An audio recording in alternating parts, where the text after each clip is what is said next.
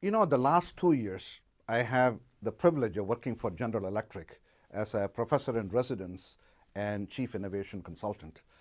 And what a great opportunity for a faculty to work with a real company where real people are solving real problems in real life.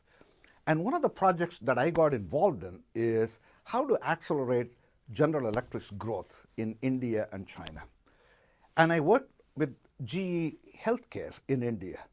And what we found was in their strategic plan, where they basically took GE's global products and were selling in India, their rate of growth was about 15% every year.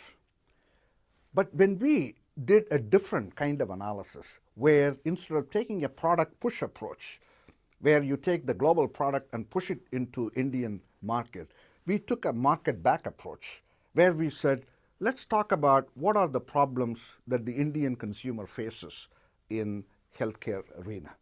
And then what can GE do to use their capabilities to solve those problems? When we took a market back approach, we felt GE Healthcare in India could grow 3 to 4 times faster than what they thought was possible. That became the genesis of the idea that led to the Harvard Business Review article that I have co-authored with Jeff Immelt, the CEO of General Electric, and Chris Trimble, my colleague at the Tuck School.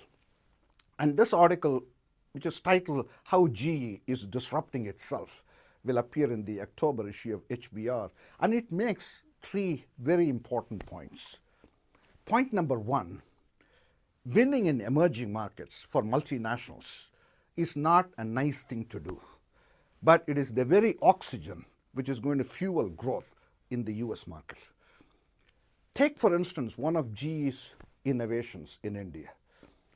They created an EKG machine for about $1,000.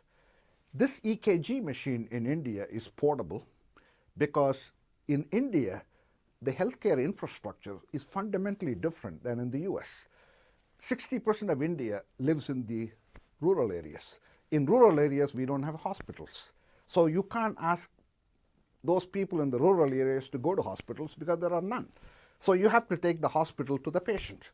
And when you want to take the hospital to the patient, EKG machine better be portable, which you can put on your backpack and take it there. Second, in India, we don't have reliable electricity in rural areas.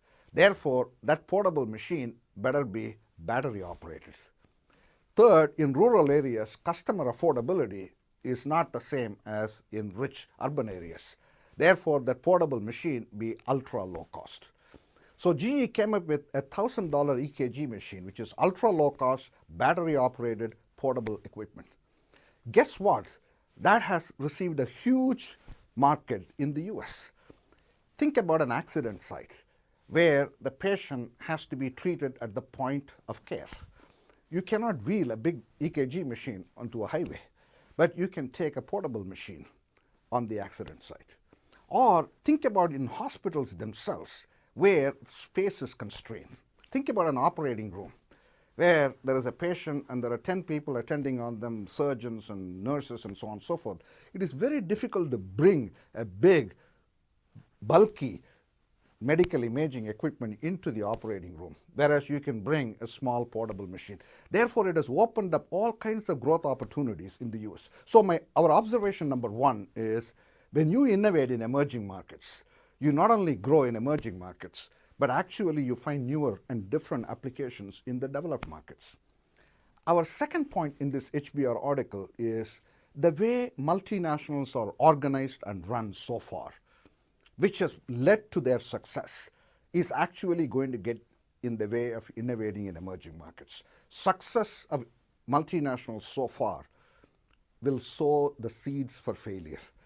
Therefore, their organizational architecture that have helped them so far becomes the villain when it comes to innovating in emerging markets. That's observation number 2. The observation number 3, therefore, is we are proposing a new organizational architecture, something where you place not only the resources, but also the center of gravity for the organization, you shift it from the US into these emerging markets, which requires a radically new thinking in organization. So those are the three main observations we make in this HBR article. We feel emerging markets is a huge topic for just about every multinational. Therefore, hopefully, multinationals can get some insights as to how to compete effectively in those markets and also bring those innovations home.